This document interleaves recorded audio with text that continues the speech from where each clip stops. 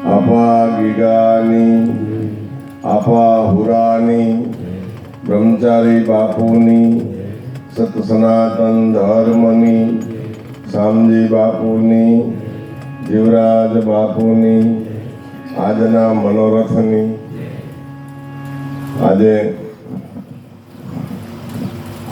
મહામનોરથ આપણે બધા સહભાગી બન્યા છે. ભગવાન નારાયણ પોથી સ્વરૂપે અને લીલા સ્વરૂપે વર્ણનથી આપણે એની અનુભૂતિ મહોદય શાસ્ત્રીજી આપણને કરાવી રહ્યા છે. મહામનોરથ અનુભવીઓ તમને અનુભૂતિ સુધી લઈ જાય. આ માનવતાના દર્શન છે, દેવતાના દર્શન છે. વર્ણોમાં બધા દર્શન આવશે. વહેલું સમાધાન થાય એ આપણી ભક્તિ છે.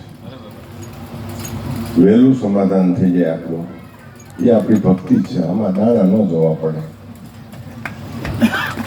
52 બાર કાઢી દે, એક માં જનેતા અને એક આપણો પરગણાનો સાધુ. પછી રામજી મંદિરના સાધુ હોય તો ભલે, શિવ મંદિરના સાધુ હોય તો ભલે, મુક્તાનંદ બાપુ હોય તો ભલે, ગીગા બાપુ હોય તો ભલે, પરગણામાંથી 52 બાર બગડવા ન દે. ગીગા બાપુની આપણી માથે ખૂબ કૃપા ઉતરી છે.